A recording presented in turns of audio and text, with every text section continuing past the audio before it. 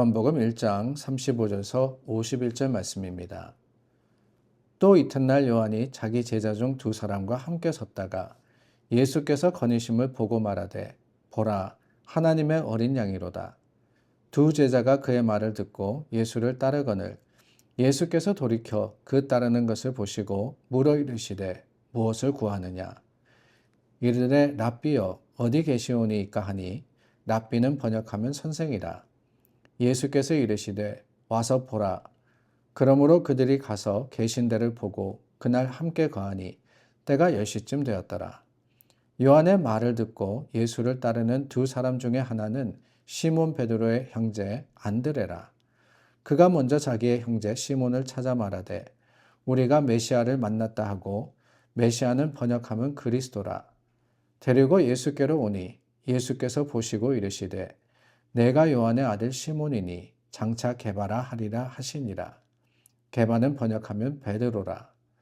이튿날 예수께서 갈릴리로 나가려 하시다가 빌립을 만나 이르시되 나를 따르라 하시니 빌립은 안드레와 베드로와 한 동네 벳세다 사람이라. 빌립이 나다나엘을 찾아 이르되 모세가 율법에 기록하였고 여러 선지자가 기록한 그 일을 우리가 만났으니 요셉의 아들 나사렛 예수니라. 나다나엘이 이르되 나사렛에서 무슨 선한 것이 날 수 있느냐. 빌립이 이르되 와서 보라 하니라. 예수께서 나다나엘이 자기에게 오는 것을 보시고 그를 가리켜 이르시되 보라 이는 참으로 이스라엘 사람이라. 그 속에 간사한 것이 없도다. 나다나엘이 이르되 어떻게 나를 아시나이까. 예수께서 대답하여 이르시되 빌립이 너를 부르기 전에 내가 무화과 나무 아래에 있을 때에 보았노라. 나다나엘이 대답하되 랍비여 당신은 하나님의 아들이시요 당신은 이스라엘의 임금이로소이다. 예수께서 대답하여 이르시되 내가 너를 무화과 나무 아래에서 보았다 함으로 믿느냐. 이보다 더 큰 일을 보리라. 또 이르시되 진실로 진실로 너희에게 이르노니 하늘이 열리고 하나님의 사자들이 인자 위에 오르락 내리락 하는 것을 보리라 하시니라. 오늘 본문에 보면 나다나엘이라는 제자가 예수님을 처음으로 만나고 따르는 이야기가 기록이 되어 있습니다. 이 나다나엘 누구냐라는 것에 대해서 성경의 다른 부분은 기록하지 않습니다. 그래서 많은 성경학자들이 이 제자가 바로 예수님의 12제자, 우리가 흔히 사도라고 하는 그 제자들 중에 바돌로메라고 불리는 사람이다 라고 추정을 합니다. 예수님께서 이 나다나엘을 보시고 칭찬하셨죠. 참 이스라엘 사람이다 라고 말입니다. 참 이스라엘 사람이다. 이스라엘의 국적을 가진 그런 사람이다 라는 의미가 아닙니다. 참된 하나님의 백성이다 라는 뜻입니다. 그렇다면 예수님은 나다나엘의 어떤 점을 보시고 그를 가리켜서 참 이스라엘 사람이다 라고 하셨을까요? 그 이유가 바로 나옵니다. 그 안에 간사한 것이 없다라고 했죠. 그 안에 거짓이 없다라고 하는 겁니다. 이게 참 이스라엘 사람, 참된 하나님의 백성의 특징입니다. 그래서 시편 32편 말씀에도 보면은 마음에 간사가 없고 여호와께 정죄를 당하지 않는 자가 복이 있도다라고 하고 있습니다. 여기서는 이렇게 이야기하지만 저기 가서는 다른 말을 하는 사람, 하나님 앞에 진실하게 살기보다는 사람들의 비위를 맞추려고 하는 사람, 하나님을 의지하기보다는 얄팍한 잔꾀를 부리며 살아가는 사람, 그런 사람이 간사한 사람 아닙니까? 그것보다는 진실하게 사람들이 보든지 안 보든지 하나님이 아시기 때문에 하나님 앞에서 진솔한 삶의 모습으로 살아가는 그런 사람이 바로 하나님께서 찾으시는 사람, 간사함이 없는 사람입니다. 다음으로 나다나엘이 가졌던 특징이 있습니다. 참 이스라엘 사람, 왜 예수님이 그렇게 칭찬하셨느냐?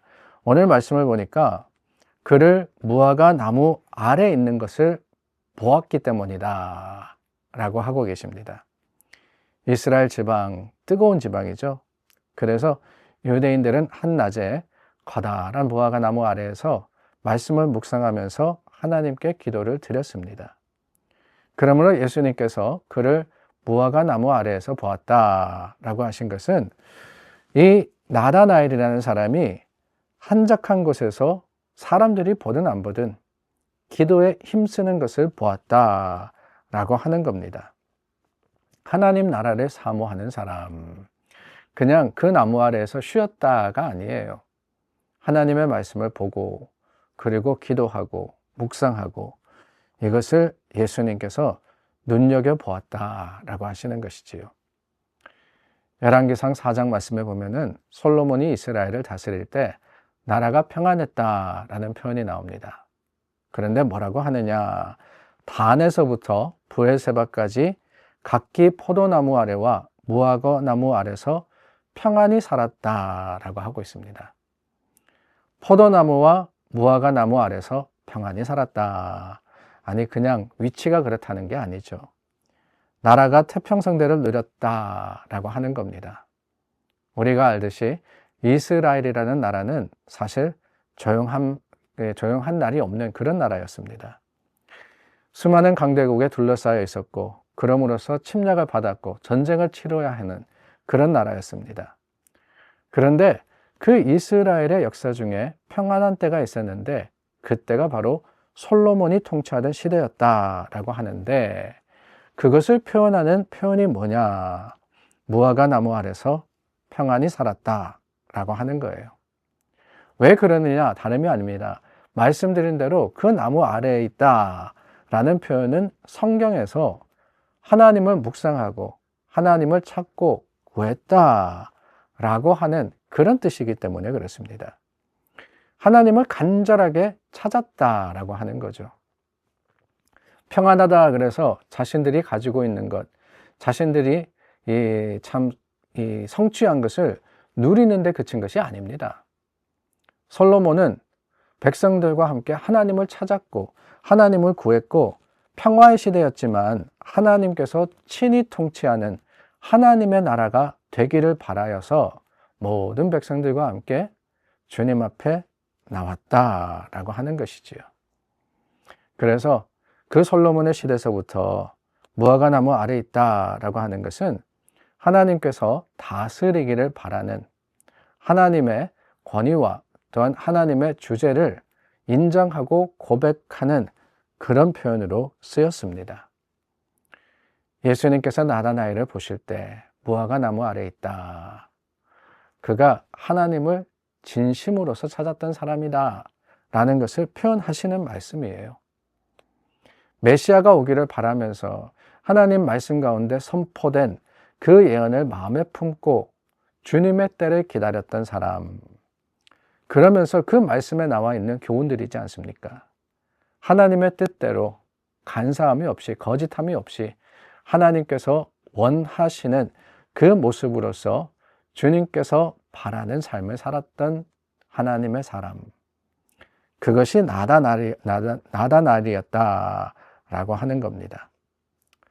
그렇습니다, 여러분. 오늘날 우리가 하나님을 나다나엘과 같이 찾는다면 우리가 하나님께서 뜻하시는 그 계획과 섭리 가운데 나다나엘의 모습처럼 하나님 앞에 진솔하게 주님의 뜻을 행하며 살아간다면 그것이 우리의 모습이며 또한 고백이 된다면 주님께서 우리의 모습을 보실 뿐만 아니라 칭찬하지 않으시겠습니까? 예수님이 무화과 나무 아래서 기도하고 묵상하던 나다나엘에게 진실로 너에게 이르노니 하늘이 열리고 하나님의 사자들이 오르락 내리락 하는 것을 보리라 라고 약속하신 것처럼 오늘 저와 여러분들도 그리스도의 영광이 우리 가운데 드러나기를 바라고 하나님께서 우리와 함께 하시기를 주님의 임재를 기대할 때 주님, 저와 여러분들의 그 기도의 응답이 되어 주실 뿐만 아니라 우리도 하나님의 사람으로서 예수님께서 이 나다나엘을 택하셔서 제자 삼으셨던 것처럼 저와 여러분들도 하나님의 제자로서 오늘 세상을 이기고 세상 속에서 주님의 나라를 이루어가는 믿음의 사람들이 되리라 믿습니다. 오늘 하루를 살아가면서 늘 여러분 무화과 나무 아래 어떤 나무가 중요한 것이 아닙니다. 어느 곳에 있든지 주님이 나를 보신다. 나다나엘도 몰랐어요. 예수님께서 그를 바라보고 계신다는 사실 몰랐지만 늘 해왔던 대로 하나님의 말씀을 묵상하고 주님 앞에 바로 섰을 때 하나님 그를 기뻐하시고 예수님께서 그를 받아서 제자 삼으셨습니다. 우리의 삶에도 그 아름다운 고백이 있기를 예수님의 이름으로 축원합니다. 기도하겠습니다. 참 좋으신 하나님 감사합니다. 하나님의 뜻과 그 계획이 이루어지기를 원합니다. 오늘도 말씀으로 가까이 가는 하나님 백성 되게 하여 주시고 그 묵상이 우리에게 주님의 길을 깨닫는 지혜가 되게 하여 주시옵소서. 예수님의 이름으로 기도드립니다. 아멘. 오늘 하루도 말씀과 그 능력으로서 살아가시는 여러분들 되시기를 우리 주님의 이름으로 축원합니다.